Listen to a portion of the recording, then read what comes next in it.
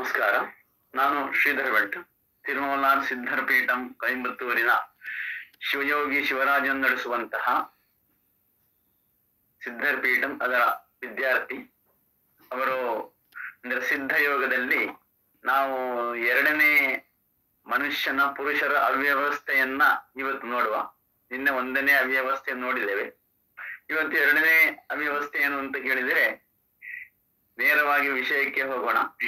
Erectile dysfunction. ಇದು ಸ್ವಾಭಾವಿಕವಾಗಿ ತರುಣರಲ್ಲಿ ಇಂದು ಕಂಡು ಬರುವಂತಹ ಒಂದು ತೊಂದರೆ.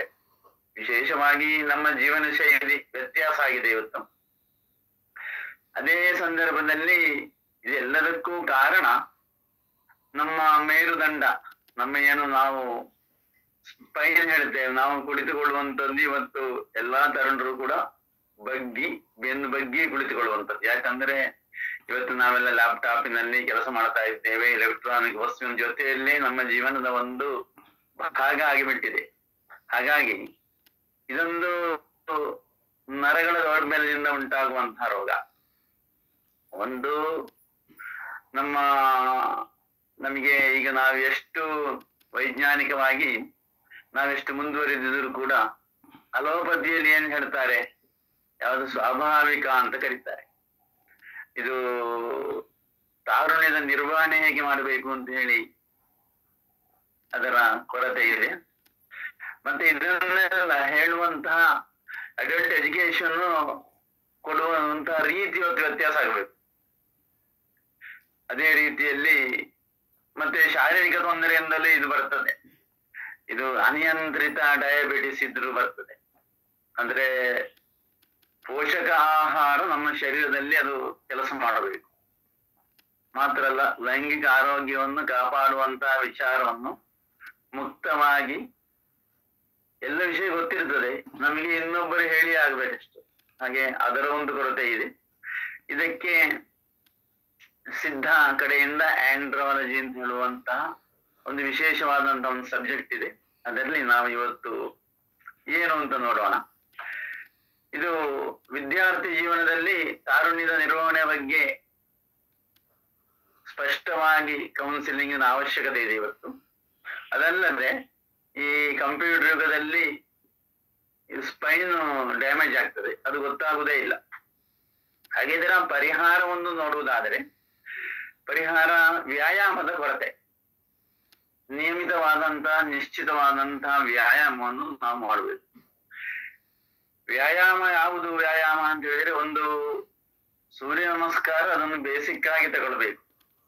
ಅದಲ್ಲದೆ ನಮ್ಮ ಮೇರುದಂಡಕ್ಕೆ ಸಂಬಂಧಪಟ್ಟಂತಹ ಫ್ಲೆಕ್ಸಿಬಿಲಿಟಿಗೆ ಸಂಬಂಧಪಟ್ಟಂತಹ ವ್ಯಾಯಾಮವನ್ನು ಮಾಡುವುದಾದರೆ ಧನುರಾಸನವನ್ನು ಮಾಡಬಹುದು ನಾವು.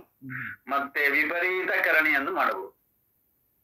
ಅದು ಮತ್ತೊಂದಿರುವಂತದ್ದು ಮೇರುದಂಡಾಸನ. ಅದನ್ನು ಎಲ್ಲ ಪ್ರಾಣಾಯಾಮದ ಜೊತೆಯಲ್ಲಿ ಮಾಡಬಹುದು. ಇಷ್ಟು ಮಾಡಬೇಕಿದ್ರೂ ಕೂಡ ವಿಶೇಷವಾಗಿ ನಮಗೆ ಯಾವ ಯೋಗಿಗಳು ಯೋಗಾಸನದ ಗುರುಗಳು ಹೇಳಿದಂತ ಒಂದು ವಿಷಯ ಶಿವಯೋಗಿಗಳು ಶಿವರಾಜನ್ ಹೇಳ್ತಾರೆ. ಅದಂದ್ರೆ ನಾಡಿ ಚಾನಲ್ ಆಕ್ಟಿವೇಶನ್. ಇದರಲ್ಲಿ ಸೂಕ್ಷ್ಮ ನಾಡಿಗಳಿದೆ, ಉಪನಾಡಿಗಳಿದೆ, ಸ್ಪೆಷಲ್ ನಾಡಿಗಳಿದೆ. ಇದನ್ನೇ ಆಕ್ಟಿವೇಟ್ ಮಾಡಬೇಕು. ಈಗ ಕಂದರ್ಪ ನಾಡಿಂದ ಉಂಟು, ಅದು ಆಕ್ಟಿವೇಶನ್ ಮಾಡಬೇಕಿದ್ರೆ ನಾವು ನಿಜವಾಗ್ಲೂ ಕೂಡ ಮೂಲಾಧಾರವನ್ನು ಆಕ್ಟಿವೇಶನ್ ಮಾಡುದು. ಈ ಎಲ್ಲ ಸೂಕ್ಷ್ಮ ವಿಚಾರವನ್ನು ಹೇಳಿಕೊಡುವಂತಹ ವ್ಯವಸ್ಥೆ ನಮ್ಮ ಸಿದ್ಧರ ಪೀಠದಲ್ಲಿದೆ. ಇದರ ಜೊತೆಯಲ್ಲಿ ಆಹಾರವನ್ನು ನಾವು ಈಗ ಯಾವುದು ವಿಶೇಷವಾಗಿರುವಂತದ್ದು ನುಗ್ಗೆ ಕೊಡು, ಅದರ ಬೀಜಗಳು ಹೌದು, ಅದರ ಮರದಿಂದ ಬರುವಂತ ಒಂದು ರೀತಿಯ ರೆಸಿನ್, ಅದನ್ನು ನೀರಿನಲ್ಲಿ ಕೊಡಿದ್ರು ಸಾಕು. ಮತ್ತೊಂದು ಹೇಳ್ತಾರೆ ಮುಸುಕ ಅಂತ ಕರೀತಾರೆ, ಅಜ್ಜಿ ಬಟ್ಲಕ್ಕಾಯಿ ಅಂತ ಒಂದು ಕನ್ನಡದಲ್ಲಿ ಕರೀತಾರೆ. ಒಂದು ಬಹಳ ಚಿಕ್ಕದಾದಂತಹ ಹಣ್ಣು, ಅತ್ಯುತ್ತಮ ಕೆಲಸವನ್ನು ನಿರ್ವಹಿಸ್ತದೆ ಇದು. ಇದೆಲ್ಲ ಸಿದ್ಧ ಔಷಧದಲ್ಲಿ ಇರುವಂಥದ್ದು. ಇದರ ಜೊತೆಯಲ್ಲಿ ಮುಂದೆ ನಾವು ಹೇಗೆ ಪೋಷಕ ಆಹಾರವನ್ನು ಸೇವಿಸಿಕೊಂಡು ನಮ್ಮ ಜೀವನ ಶೈಲಿಯನ್ನು ಯಾವ ರೀತಿ ಇಟ್ಕೊಳ್ಬೇಕು ಅಂತ ಹೇಳುವುದರ ಬಗ್ಗೆಯೂ ಕಂಪ್ಯೂಟರ್ನಲ್ಲೇ ಕೆಲಸ ಮಾಡುವಂತರಿಗೆ ಒಂದು ಮಾಹಿತಿ ಬೇಕು. ಹಾಗಾಗಿ ಈ ಎಲ್ಲಾ ಮಾಹಿತಿಗಳನ್ನು, ಇದರ ಬಗ್ಗೆ ನಮಗೆ ಸಾಕಷ್ಟು ವಿಚಾರವನ್ನು ಕಲಿಬೇಕು ಅಂತಾದ್ರೆ ನಮ್ಮ ಶಿವಯೋಗಿ ಶಿವರಾಜನ್ ಅವರ ಚಾನಲ್ ಇದೆ, ಅದನ್ನು ಸಬ್ಸ್ಕ್ರೈಬ್ ಮಾಡಿ, ಅಥವಾ ಅಲ್ಲಿ ಕೆಳಗೆ ಕೊಟ್ಟಿರುವಂತಹ ಫೋನ್ ನಂಬರ್ ಇದೆ, ಅದನ್ನು ನೋಡಿ ನಾವು ಕಲಿತುಕೊಳ್ಳಬಹುದು. ನಮಸ್ಕಾರ.